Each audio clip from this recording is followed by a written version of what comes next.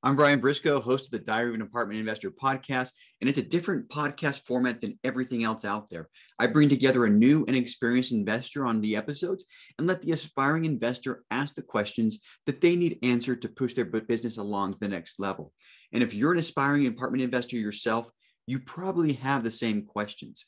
So now, before we get to the next episode, make sure you hit the subscribe button and that little bell below to make sure you get notified every time we post a new episode. And now, enjoy the show. Hey, Bud, we got Brandon Turner on the line. What do you want to ask him? What's one thing that completely shifted your mindset? So a few years ago, the company Bigger Pockets sold to private equity, and they install a new board of directors, a chairman of the board, a gentleman named Mike. And Mike has been around the block for decades. I mean, business after business after business, one of the smartest business minds I've ever met. We're sitting down with Mike the first time I ever meet him at Bigger Pockets. We're telling Mike all these things that we have. And after like 20 minutes of that, of him being, generous to us and letting us ramble, he finally holds up his hand and he says, guys, stop telling me what you have and what you're going to do with it. Tell me what's possible and what you need to get there. And I don't know why I had never thought that way in my entire life, but it was just like mind blown. Like, this is what one of the things that transformed my entire, made Open Door Capital what it is today.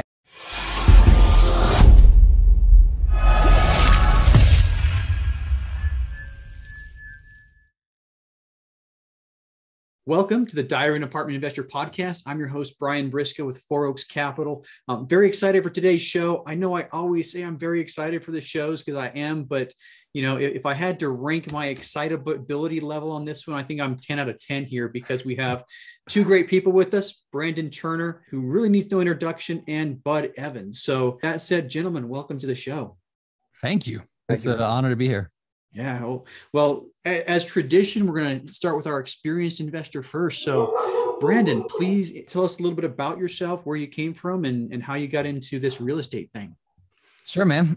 So by the way, it's funny that you mentioned you say you're excited every show I've ever done in my life. I'm always like, that's my favorite show I've ever done. Yeah. Like whether absolutely. I'm a guest or whether I'm a host, doesn't matter. It's always my favorite. So yeah. Somebody asked me what my favorite show was the other day and I'm like, well, there's this one, there's that one, there's this one. Yeah. I mean, yeah, exactly. They're all good. Exactly. So they're all good. Anyway, yeah, they're good. All right. Yeah. So how did I get into real estate? So I got into the small multifamily space. I bought a house and then I sold it. I made some money and I was like, this real estate thing could work. I was 21 years old. And then I bought a duplex. I lived in one half, rented the other half out. And I was like, this is awesome. I'm actually living for free.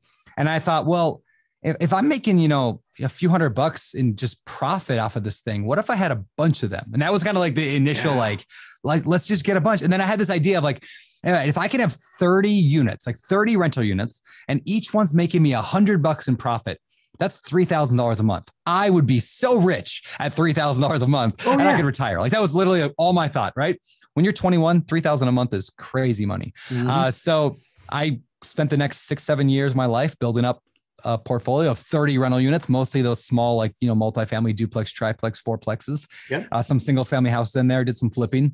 And then by the time I was 27, I had my $3,000 a month and I said, okay, I'm done. I quit my job. Woo-hoo. Yeah, I was like, I'm done. And then I realized that there's not a lot you can do on $3,000 a month, especially with a family, So I jumped back in and bought a 24-unit apartment complex and then later bought a 50-unit mobile home park. In that process, somewhere in there, I started the Bigger Pockets podcast alongside Josh Dorkin. And the last 2 years have just been a rocket ship where we've gone from, I went from roughly 100 units to just over 3,000 over the past 2 years. So it's been just a crazy shift in a kind of a hockey stick exponential growth. Yeah.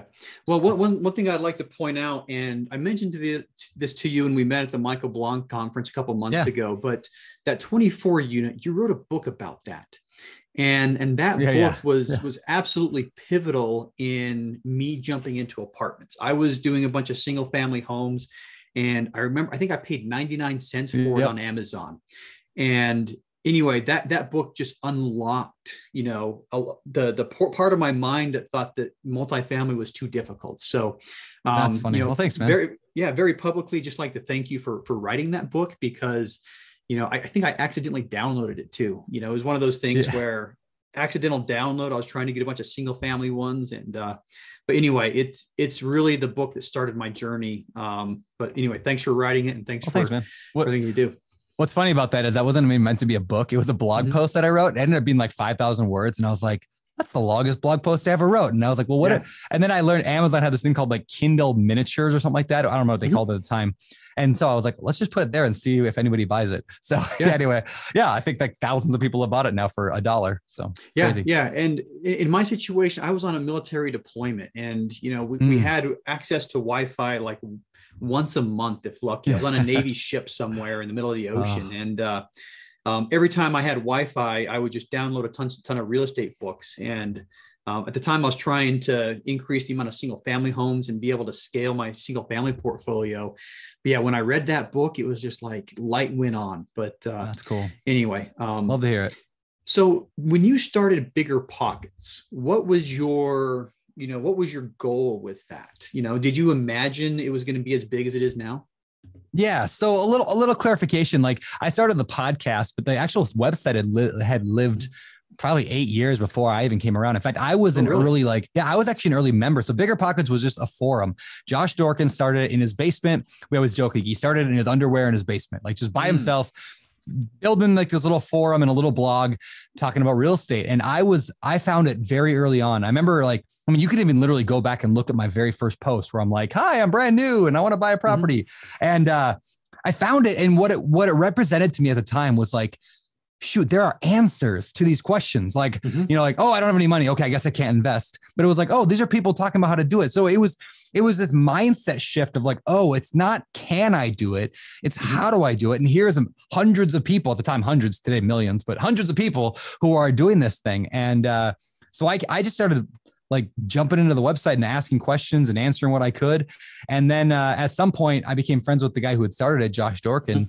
And we're like, hey, let's start a podcast. And so that's where that came from. So in the beginning, like Josh just did it because he needed help with his own investments. And when I started the podcast, the reason I did it is because I was listening to other podcasts. And I remember thinking, like, I feel so much like I know the people that I'm listening to. Like you feel like you know them when you listen to their podcast. And I was like, that is so beneficial to a real estate career, to have lots of people know who you are and to trust you. And so we started the podcast for that reason. And it has been exactly that. Millions of people know, like, and trust me. And therefore we can raise money for real estate deals today. Yeah, absolutely. It's a phenomenal podcast. I mean, there's a reason it's the #1 podcast in the world for real estate right now. And it's just an amazing podcast. So it's one that I cut my teeth on. I think a lot of people, when they start talking, and incidentally, this is like going to be episode number 215 or something like that. Don't quote me on it, but when I ask people about how they got into the business, I think the two biggest things that come up, Bigger Pockets and, the Rich Dad Poor Dad book. Yeah. Those are by far the two biggest things that come up. Well, I found this Bigger Pockets thing. So I love to hear it. Yeah. The impact you've had has been absolutely amazing. So, well, thanks, man. But there you go. So let's talk about some of the deals you guys are doing right now, or some of the deals you've done. Pick your favorite. Tell us a story about one of those. Sure. So why don't I start with, I'll start with a slight deviation from the multifamily, or at least a special niche of the multifamily, and that is the mobile home park. So I bought, I had these 50-ish units of my own of like small multi, and then I bought the 50 unit mobile home park. Now, why mobile home parks? I love multifamily, and mobile home parks are multifamily. They're just kind of an odd, ugly cousin of the multifamily space. Faster step kid, maybe. Yes, exactly. Yeah, exactly. Yeah. But, and somebody asked me, actually, Michael Blanc earlier today, I was talking with Michael Blanc, and he asked me, why did you choose multifamily? Why did you choose mobile home parks? And I said, I chose it because it fired me up. And this is not just a true principle to I think applies to anybody. Like, everything works. If you look at real estate, pretty much everything works. You can go self-storage, you can go raw land, you can go apartments, single family, whatever. But something's going to appeal to you. Something's going to make you go, oh, I like that. Whenever I hear people talk about it, I like it. So whenever I talk to a new investor and they want to get into anything real estate related wise, I always tell them, listen to like a dozen or 2 dozen, 3 dozen, a million episodes of some real estate podcasts where they interview people. It doesn't have to be Bigger Pockets. It could be anybody's podcast. And you're going to hear things that stand out to you and that light this little flame inside your soul. And you're like, oh, I love that. I love that. Some people, it's like crypto. I don't get crypto, but some people love crypto. It fires them up. Yeah. Some people love self-storage. Some people love whatever. For whatever weird reason in the universe, my fire was for mobile home parks. And so I leaned into it. Now, there are logical reasons why I think they're beneficial, but I leaned into it. So I'll go through my first one. So I told once I decided I was going to go into mobile home parks, and this is just another thing, what you decide is more important. Sorry, that you decide is more important than what you decide. So until I made that decision, I just floundered around for years. Finally, I made the decision. I'm going to do mobile home parks. I don't care if there's other things better. I'm just going to make a decision. And then I defined what I wanted. And I said, I want a 50 unit property, give or take, 50-ish units that has city sewer and water. Like, I don't want to deal with like septic tanks and wells and all that. I just want city sewer and water because it's simple, and around 50 units. I figured I could probably afford that. And then I told everybody that I knew. I mentioned on the podcast, or I go to a real estate club or real estate events. I tell everybody I talk to, I want a 50 unit mobile home park with city sewer and water. If you know of any, please let me know. And I did that for 3-4 months. And finally I was at a real estate meetup and I met a guy and I told him that. And 2 weeks later, he emails me and says, hey, I just got a lead across my desk. It's a 50 unit, exactly 50 unit mobile home park with city sewer and water. I thought you'd want to buy it. Now, this thing was 4,000 miles away from where I lived. At the time, I guess it was 2,000 miles away. Now you're in Maui, right? I'm in Maui now. So I was in the process of moving to Maui. I was in Washington State. This property was in Bangor, Maine, like as far away as you can get from Maui in the world, pretty much. And so anyway, this property comes up and I was like, yeah, I'd buy it, but I'm not doing it alone. I don't know anything about Bangor, but you have a lot of experience. This guy was named Ryan Murdoch. He's still one of my best friends in the world, actually moved out to Maui, lives here with me now on the same property. And Ryan and I bought the property together. We raised money from another partner who brought about a third of the money. I brought a third. Well, they bought almost half. I brought about a third, and then Ryan brought the rest.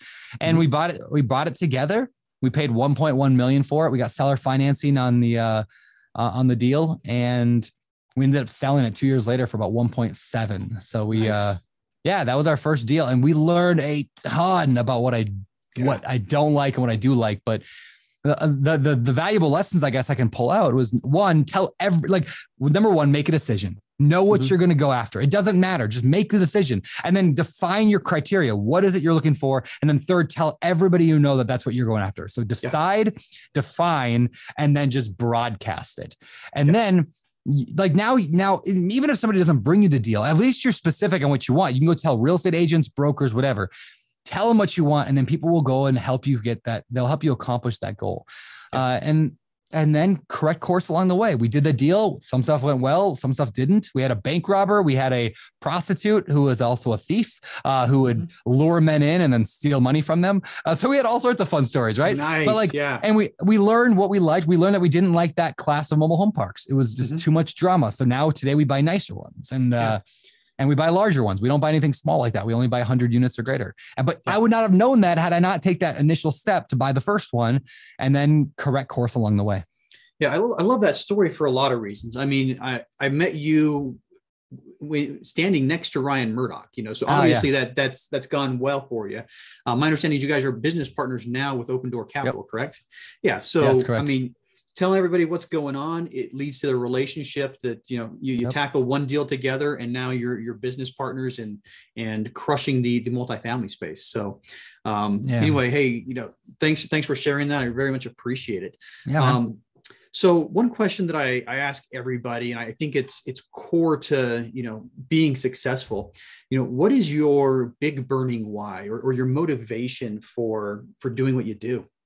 Yeah. So you ever remember the movie or the TV show DuckTales or like Scrooge McDuck and all them? Yeah. Like he swam in a vault of gold coins. I just want that. I just want to swim in gold coins. And I don't know why this is so difficult to I'll tell you, my whys have changed a little bit, but they're also kind of the same. In the beginning, I had this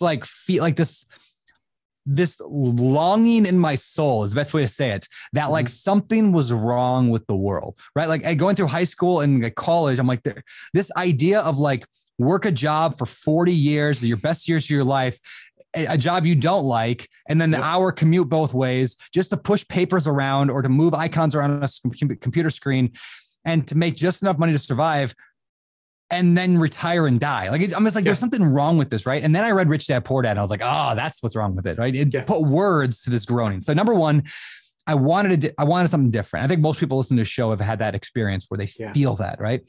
Secondly, like I love my parents. I love my dad and my mom. They're amazing people, but I watched my dad work so hard for so long. And as a result, didn't get to spend as much time with our family, right? He's working 40, 50, 60 hours a week my entire childhood. And I remember even as a kid saying, there's got to be a better way, like where like the father can actually be involved, or, you know, like the parent that's working can be more involved. And I thought, in order for me to be the best father possible to my future children, and I wanted to be a dad, I need a different path. And so real estate allowed that. So that was in the beginning, and that continues to today. Like I do what I do heavily because of the kids. Now, today I have financial freedom. I've got millions of dollars in net worth and whatever. And so today it's changed a little bit. Today I invest in real estate, one, because it's fun. I like it. It's fun. It's a good time. I like the fact that there's no top to the mountain, right? There's no, like, I'm climbing some mountain trying to get more and more, but there is no top to it. So I can be perfectly satisfied in the climb. And I love that. The climb is the fun part. So it's fun to be able to challenge yourself and do big things and cool things. I'm perfectly happy where I am, but I also like the climb, and it's fun. And then finally, like, I love the idea of helping other people cross that bridge from like, there's got to be more to life than this, to I'm doing what I love and I'm doing it for a purpose. So I love that, like that education side of things. Yeah, a lot of things there that resonate with me. I mean, I think the rich dad, poor dad concept, I mean, you talked about the 40-40-40 plan is how I've seen it described recently, the 40 years, 40 hours a week. Yeah. The rich dad, poor dad thing, it's something that changed my mindset a lot too. It's what got me purchasing single family homes. But I think there's a lot of goodness there. And, you know, my why has definitely morphed over the years as well. You know, 5-10 years ago, my why was, you know, be able to, you know, provide after the military career was over. Now it's something a little different, but I very much appreciate you for sharing that. Now, one question that I think you're a special expert at, and incidentally, Bud and I both share a retirement date from the military of October 31st. And we are first-time beard owners. Any beard growing tips that you can give us? Oh man, just accept the homeless look. It's gonna like it's just gonna look homeless until it straightens down and then looks a little more presentable. But it's the homeless look. Yeah. So I have a theory about beards. I'll tell you. So generally speaking, most studies today show that women find men with beards a little bit more attractive. Now, why is that? Here's why I think so. I think beards show commitment, right? It shows commitment to something for a long time, because it takes a long time. Yeah. So the fact that you guys, both gentlemen, are good looking guys with beards now shows that you can stick with something hard for a long time. So there you go. Look at you. You know, I was thinking the other day that, you know, if you don't like your jawline as a male, you know, all you got to do is grow a beard and shape your beard. You know, if you got like a weak chin, grow a beard, you know. I got the weak. I look like a 13-year-old girl without the chin, without the beard. Yeah, I'm a 13-year-old girl. It's great. Well, I'll go. We won't tell anybody about that. So, but there we go. So, one last question before we bring Bud on. What's next for you? A couple of big things. I mean, one, we've gotten heavier into the apartment complex space. So we bought $71 million. Well, we're closed on a $71 million property right now that we syndicated. We bought a $57 million one about a month ago, and then a $34 million portfolio earlier in the year, all like the larger multi. So we want to get more and more into that. I like the multifamily. Mobile home parks fire me up still. I don't want to get that away. But mobile home parks cap out at about 100 million a year. Like, I don't think we could literally buy more than about 100 million a year. There's just not enough of them for sale at any given point. I think we're about as maxed out as we can get there. And then personally, you know, I've been doing the Bigger Pockets podcast for 9 years now. We're going on 10 years.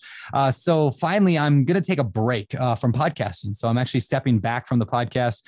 We're bringing in a bunch of new hosts. And so the Bigger Pockets podcast is shifting, and I'm going to just go and focus on the Open Door Capital for a while and make sure that it's just going so good, but I want to focus on that. And I want to focus on, I got a 2-year-old and a 5-year-old, and I'm going to spend some more time surfing and playing with them. So the next year I'm going to try to take it. I don't want to call it sabbatical.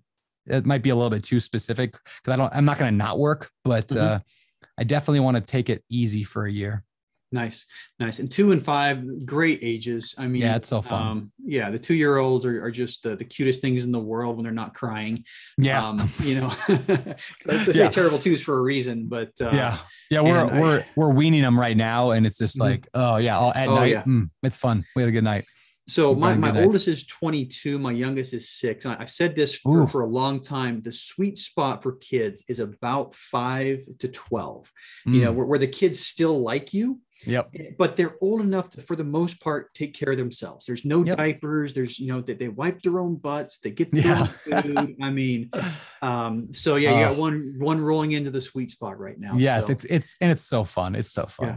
I'm excited for you. Congratulations on that. So, well, that said, we're going to shift gears a little bit and bring, my good friend Bud on the line. So Bud, welcome.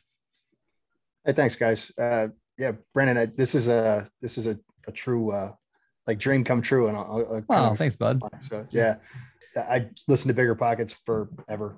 That's awesome, man. Not forever, for the last several years. For the last 9 or 10 years. No, no big deal. yeah, right. But well, thanks. Yeah. Well, Bud, do us a favor and tell us a little bit about yourself. Yeah, absolutely. So I'm a retired police officer and I'm retired active duty military. My timeline goes active duty Air Force, 1993, became a cop, went into Guard. They hit the towers in 2001, 2004. I had been deployed twice, so I went back on active duty and I've stayed there since.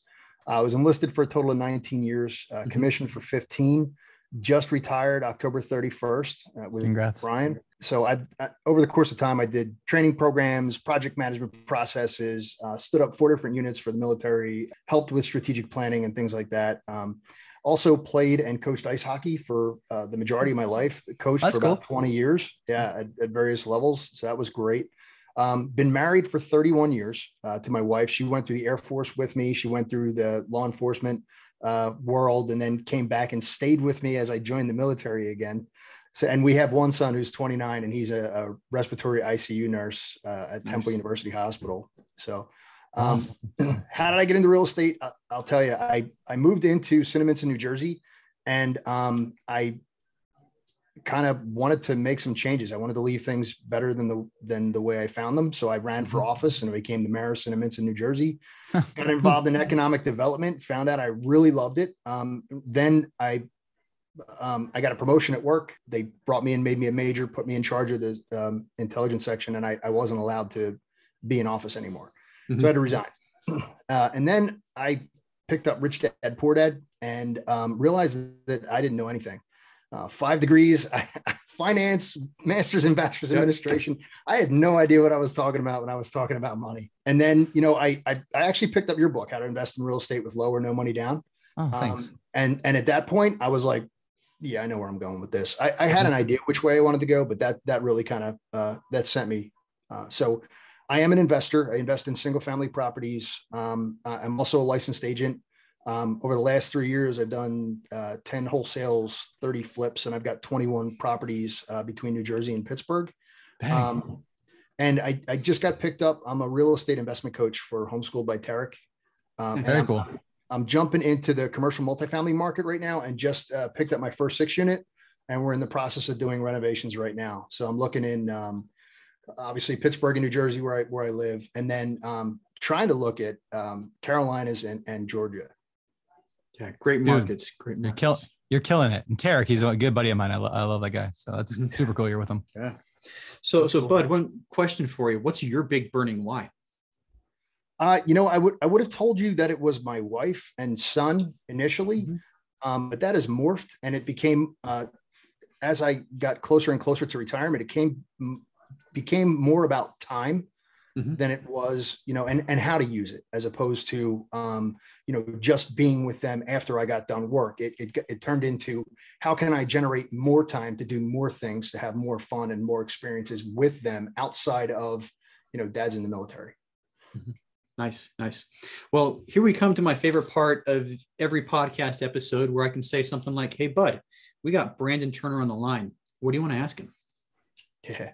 Man, I got 4 questions that are like burning in my mind because, so I just, I shut down my wholesaling and flipping, went back and tried to restart it and concentrated on my rental properties. But let's start with, what's one thing that completely shifted your mindset? We already talked about Rich Dad, Poor Dad, but was there another one thing?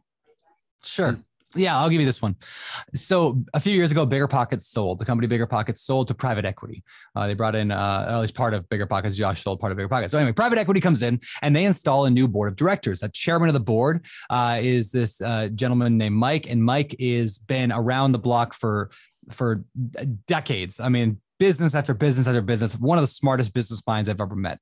So Mike is chairman of the board, and we're sitting down with Mike the first time I ever meet him. And at Bigger Pockets, we're telling Mike all these things that we have. Like, we've got 3 developers and we can do this with it. And this is what our plan is. And then we've got this much cash. So we're going to invest in this thing. And we're going to be, we got this team. So we're going to do this. And after like 20 minutes of that, of him being, generous to us and letting us ramble, he finally holds up his hand and he says, guys, stop telling me what you have and what you're going to do with it. Tell me what's possible and what you need to get there. And I don't know why I had never thought that way in my entire life, but it was just like mind blown. Like, wait, so if what's possible, we could be $1 billion company. We could do right. So then I was like, well, how do I apply this to my real estate? And I was like, this is one of the things that transformed my entire, made Open Door Capital what it is today. I go in my entire shift from small deals to big deals. So I'm like, wait, what is possible? Well, $50 million of real estate in 3 years, that's possible. Mm-hmm. What do I need to get there? Well, I would need a full-time acquisitions, somebody to analyze deals, an underwriter, acquisitions person. I would need a investor relations person. I would probably need an assistant. I'd probably need a COO to kind of run the whole thing, and maybe a finance guy just to help do all the numbers. And I'm like, okay, so if I had that, could I buy $50 million in 3 years? Mm-hmm. I think I could. So then it took me about 4 months. I found all those guys and that team. And then now since that time, that 3-year period from when I set that goal ends December 31st, 2021, here from the time we're recording this, 6 weeks away. Yeah. The goal was $50 million of real estate and 1,000 units. By that point, we will cross $300 million of real estate and 3,500 units. So nice. We completely blew that goal away because I didn't look at my circumstances and say, what can I do with it? I looked at what was potential, what was possible.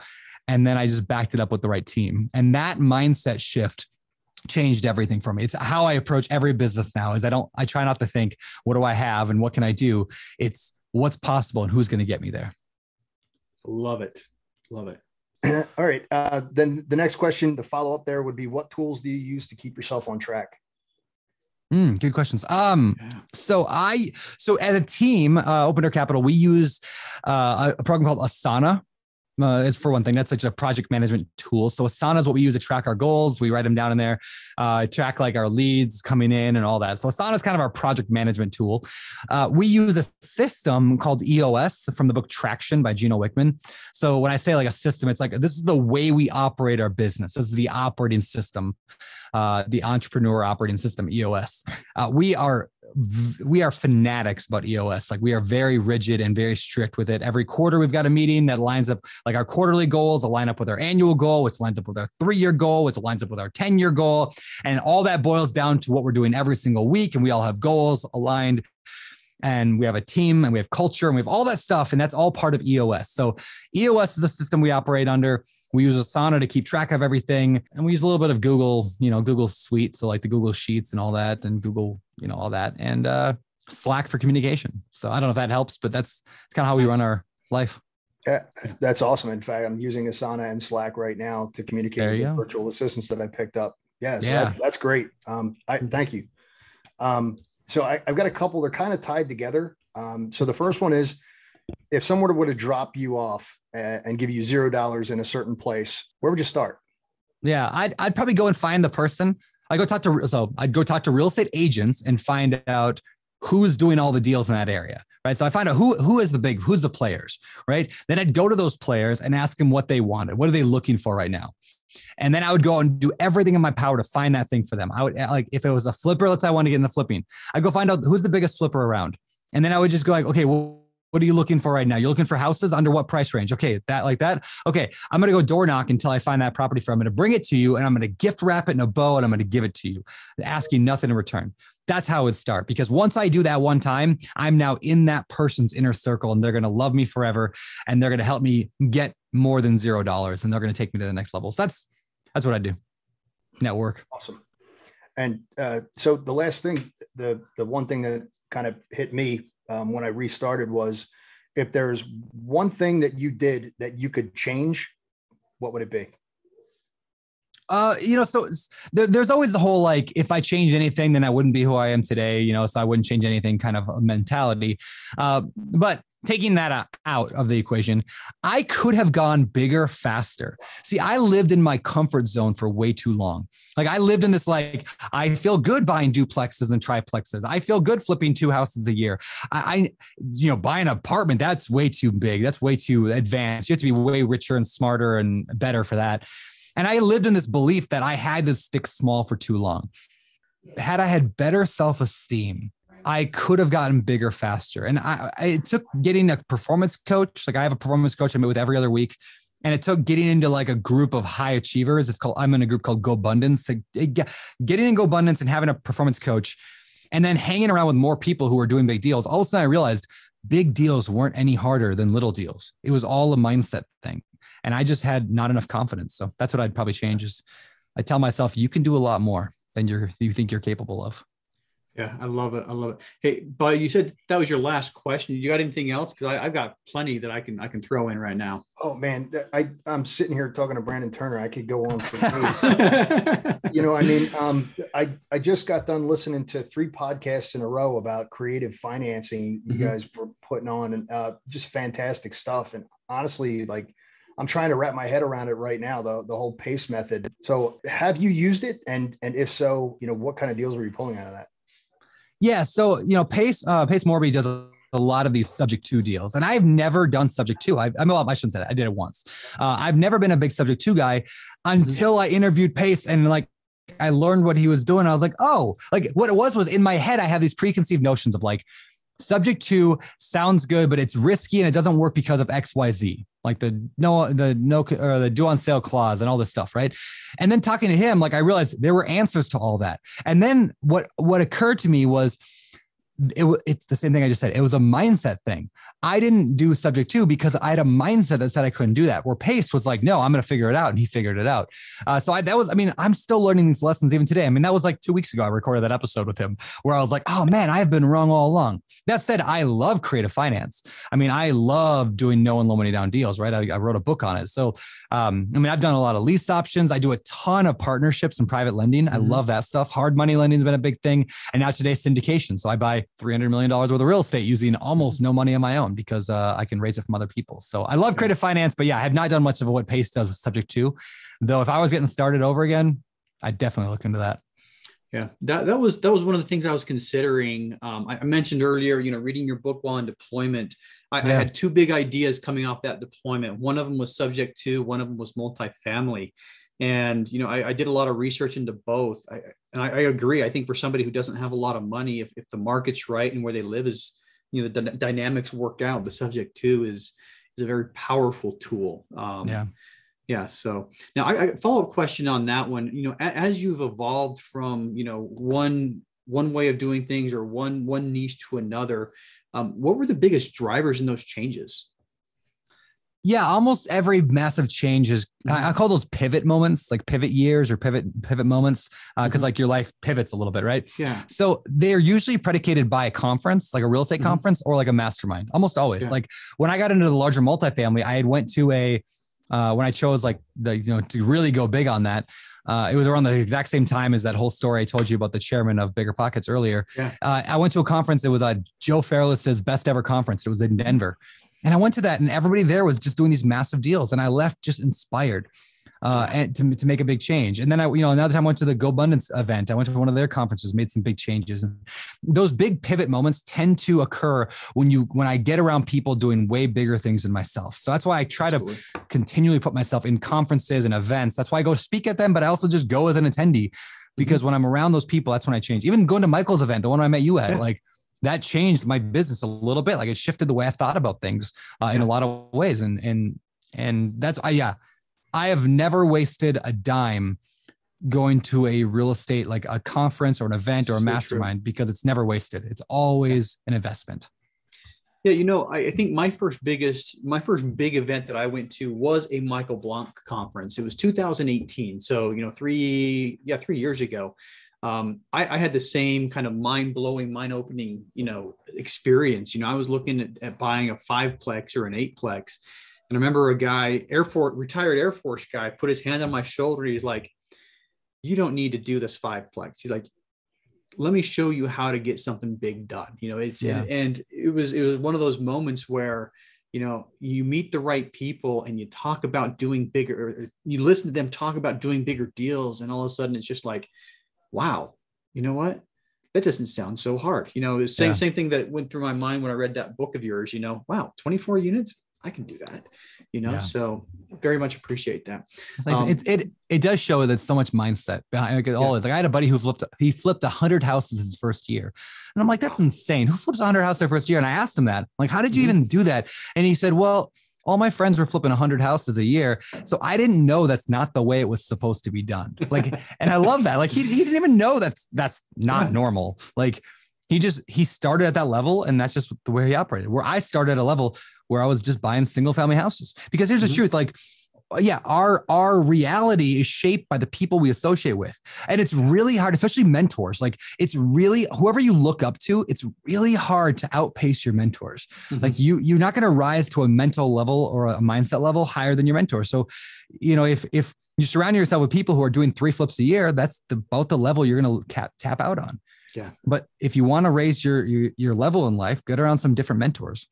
Yeah, absolutely. I love it. I think when I look at, the things that I've done in the past, I started buying single family homes. And at the time, my biggest block was I can only do this once every couple of years. I can't afford to do it more. I can't do more.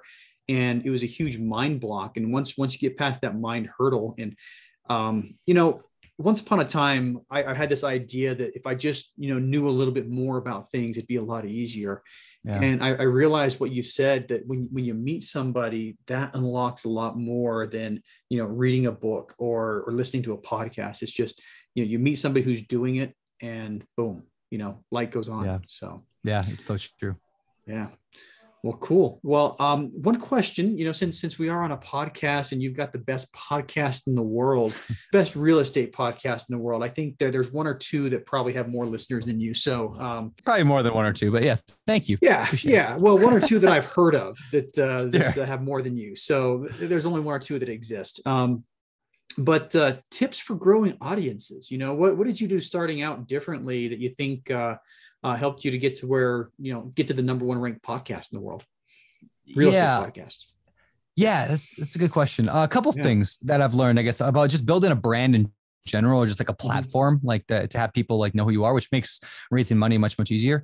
The first thing is consistency. Obviously, like we've released an episode every week, every Thursday for 9 years, 9.5, almost 10 years now. Every single Thursday, never missed a date, no matter what. And that was a requirement. So the consistency helped, but consistency is only half the picture. The other half is the improvement. So every episode, even to today, 10 years in now, we look back every time we end an episode, we sit there and we complain about what went wrong. And I don't mean that in a bad way. We just go, okay, next time, let's do this differently. I didn't like the way that this happened. And we self-reflect every single time, and we say, how do we do it better? And there's this constant need. How do I get better video, better audio, better questions, better guests, better everything, better systems?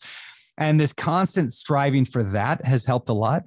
And then people like persons, like people like people, right? People like people. And so I make it a point to be personal, and I call it being intentionally authentic. So like there's one thing being authentic, and then there's making a point to be authentic, which in itself feels kind of unauthentic, like non-authentic, authentic, right? Yeah. Because I'll give you an example. Like over the past month, I gained 15 pounds on vacation. I went on vacation for a month. I gained 15 pounds. Like my shorts don't fit very well anymore. And I feel really stupid that I'm like gaining all this weight.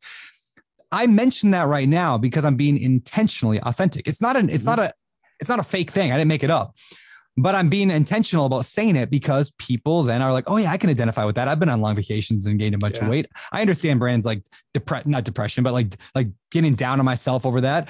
Tight and so like pants. That's tight pants. Yeah, I can get that. So I'm being a person. Like I'm not just standing up here telling me all the good things in my life, but I'm letting people relate with me, and I'm talking about my family and what I'm doing on the weekend. So bringing personality into your platform is a good way to get people to really know, like, and trust you. I had a guy recently tell me the reason he invested in Open Door Capital is because of how I talk about my wife. And that was I'm not trying to pat myself on the back for like, my talking about my wife, but people like to do business with people they like. And so you have to show them who you are, and then they want to do business with you. Yeah. Yeah. Well, I'll tell you what, something about you that really impressed me, and, not, all hail Brandon or anything, but come on, keep it going. Yeah, let's do it. Yeah, let's just do it. But at the Michael Blanc conference, we were standing around in a group, and we'd probably been sitting there for 15, 20 minutes, just talking, conversation had gone, and somebody walks by, and I remember you saying, I have not met that person yet. And you said, excuse me. And you walked off to meet that person. I was just like, wow, that is impressive. I mean, the fact that you went out of your way just to meet somebody that you haven't met before, I thought that was awesome. I thanks, definitely, learned a lot just from watching you there. But I think you've got the authenticity thing nailed. So. Thanks, man. I've been to a lot of back when I was especially first getting into this stuff, the internet marketing stuff, I'd go to internet marketing conferences, podcast conferences, and I'd see these people that I look up to a ton, that I listen to their show or whatever. And I would just sit there going, I'm just too scared to go talk to them. And I would never talk to them. And I remember at the time wishing that those people would just come say hi to me because I was too scared to go talk to them. And so today, now I'm at a conference, I'm like, oh, some people probably view me that way. They're just too scared or nervous, or maybe this, they don't want to bother me or whatever. But I'm like, if I can go out there and do it, then it just kind of takes that. And then they're paying thousands of dollars to attend an event. Why not make it an amazing event for them as much as possible? So anyway, well, thank you for saying that. Yeah. Yeah. Well, I noticed, and I mean, your beard, is very recognizable. So, and the awkward tallness. Yeah. The awkward tallness. Tall. Yeah, awkward absolutely. Well, we're about out of time, but do you have any other questions before we close up? Is there a way that you track the people that you meet? Yeah. Not really. I'm pretty terrible at it. And because of that, I will meet people and be like, hey, nice to meet you. And they're like, oh, actually we met last year. I'm like, oh, feel so stupid. Sorry. So yeah, even the other day I'm at the airport and we're all wearing masks, right? Because you have to wear masks at the airport. And this guy is he's like, Brandon Turner. And I was like, and I just turned, I'm assuming it was some random podcast. I'm like, hey, nice to meet you. And he's like, dude, it's Fred. And I'm like, oh geez. He's like a friend of mine that we've known each other for several years. He's a big hard money lender. And I'm like, I had no idea. So anyway, I fall into those all the time. I'm like, yeah. Well, if you do the 506Cs, and you have a platform, you don't need to remember people, right? No, exactly. I'm teasing, but not true categorically. But I'm reminded of a great quote from I think it was Mark Twain, right? He said always tell the truth because then you don't have to remember anything. And I've always loved that. You don't have to remember anything because I just always tell the truth, and then you're fine. So which lie did I tell that person? Exactly. Yeah. Exactly. Yeah. Yep. So yeah. Cool.